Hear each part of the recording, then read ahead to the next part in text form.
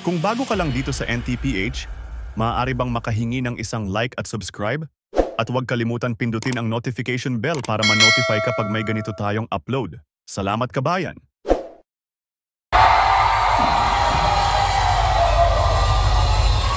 Alam niyo ang saya!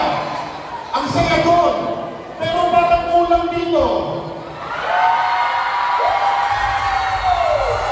Para magsumala kayo, meron lang akong baon para sa inyo.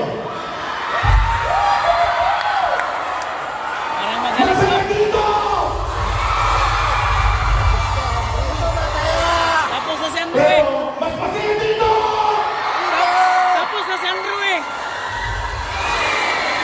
Hindi magpapatalo ang lahat ng nasa gitna!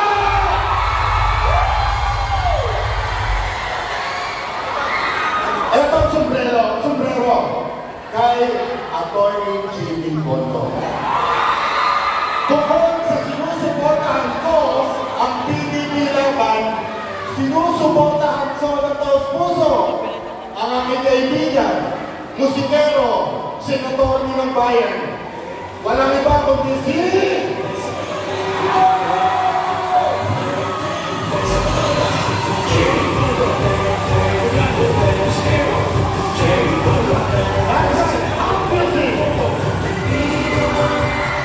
Number 10, Senator Mr.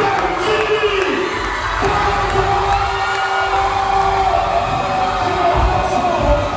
Dali na si Andrew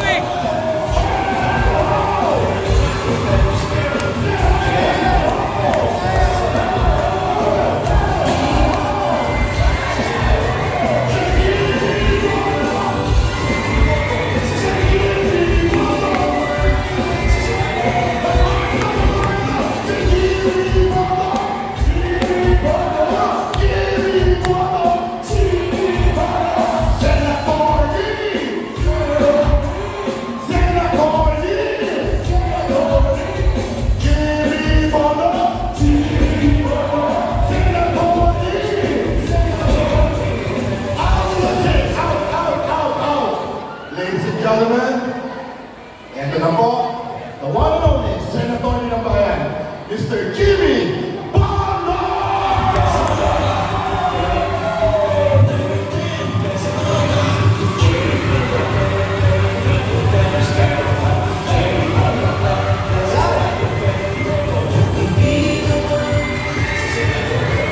Mayroon hapon! Good afternoon, everyone! Nakalimutan ni DJ Goki na rally ni Pastor Tibolito. Pero salamat sa napakagandang intro. Speech o kanta?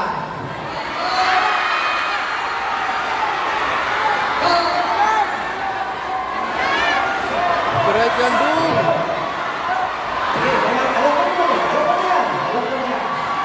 Kakantahan ko po kayo dahil paborito ko kayong kantahan. Pero, pasilita ng konti. Okay lang? Pati lang. Gusto ko lang po magtungo sa inyo ng mga salubin. Psalms 19:12. Sino may alam? Teach us to number our days, O Lord, so that we may gain a heart of wisdom. Tagalogin po natin. Sana nakikinig kayo. Nakikinig ba kayo? Turuan niyo po kami, Panginoon, na bilangin ang aming mga araw upang matuto kami mabuhay ng may kapatunan. Alam niyo po ba na napakahalaga ng numero? Numbers are important. 72 days na lang po at eleksyon na. Ano po ibig sabihin nun? 72 days lang po. Senador ka na! Senador na kaming lahat. Yan! Woohoo! Kung tutulungan niyo po kami. Alam niyo kung bakit magandang hapon. Alam niyo po kung bakit importante yung 72 days? Dahil in 93 days, June 2 na, Alam niyo po ba yung June 2, sisimulan na daw po ang impeachment kay VP Sara.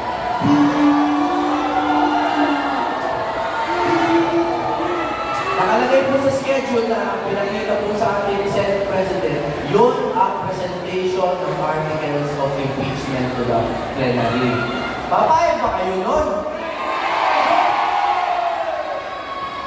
Dahil alam niyo po, 151 days na lang at start na ng impeachment trial mismo.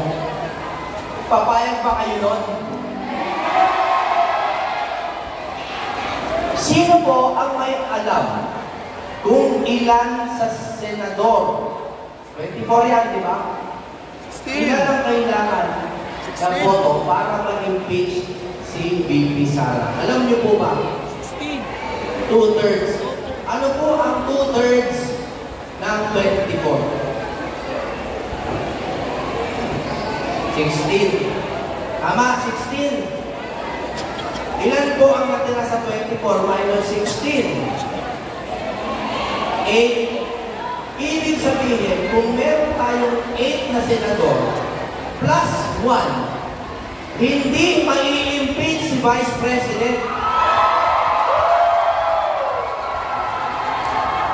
Ilan po ba ang senador ng PDP Laban? Ilan?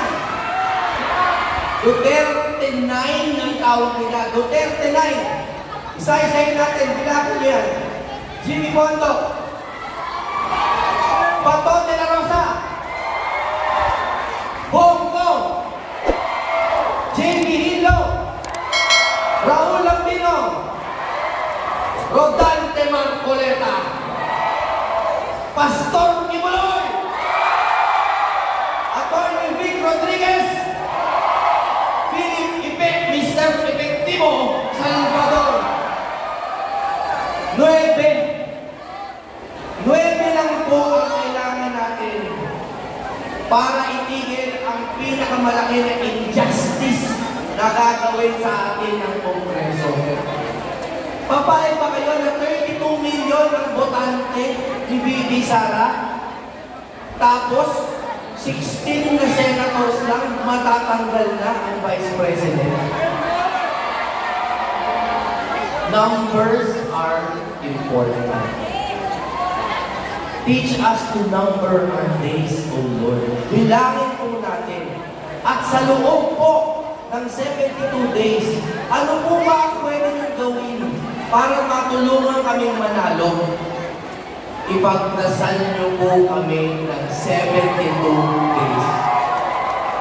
72 days po, maaari po pa tayong manalangin bilang isang katawan upang matigil na itong kabulastugan na ginagawa ng sarili nating pamahalaan sa atin. Pagdasal niyo po kami. Bago ho ako kumanta, kakanta ba ako? Sige.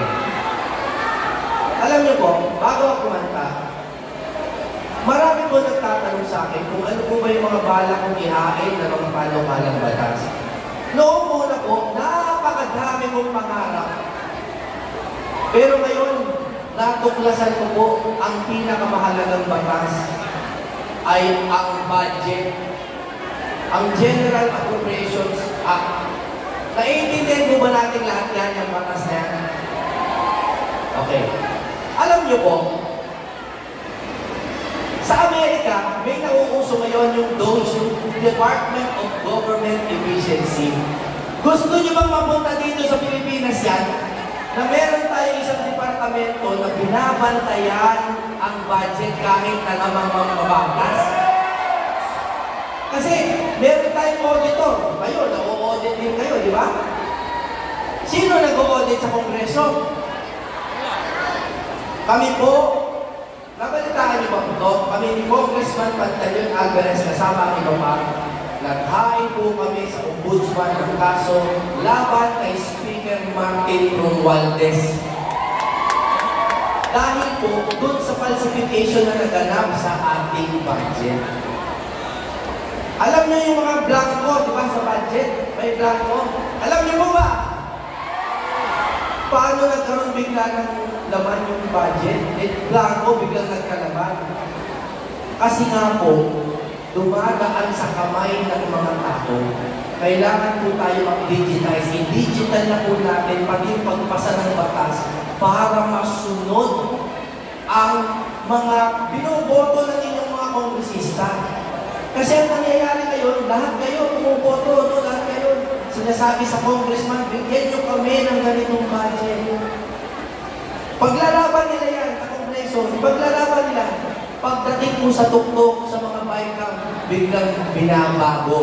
Papayag ba kayo nun? Kailangan po natin ng true reform. Reformahin po natin ang bayang Pilipinas. Baguhin natin ang kongreso. Kakanta na ba ako? Salamat po. Marami pa pong magsasalita.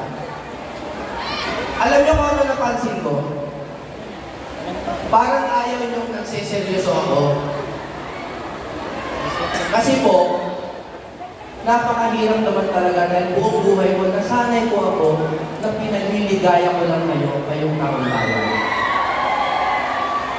Sana po, bigyan niyo akong pagkakataon na bukod sa awitan kayo, gusto ko rin mong makita. Yung 50 years old na po ako, alam mo, hindi ako mukhang 50. Alam mo, mukhang 49 lang ako. Alam mo po. Pero birthday ko bukas. Joke lang. Sabi, sa Mayo pa, sa Mayo. Pagdating po ng susunod kong birthday, senador na po kami.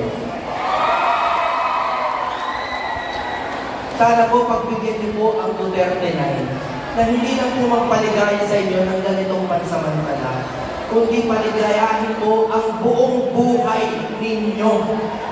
Yung mga tulay ninyo, mga eskwelahan ninyo, yung mga bahay ninyo, sana po tulungan nyo kami, tulungan kayo.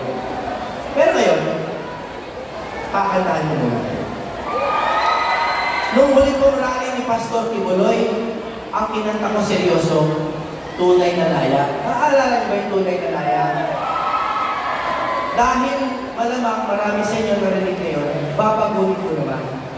Okay lang ba sa inyo? Love song naman ang mga o pili po kayo ng kanta, ha? Pumili po kayo. Kasi ganyan po sa demokrasya, kayo ang pumili. Ano ang gusto niyong kanta? I believe or let me be the one. Let me be the one. Sige. Sige, kakanta po kayo.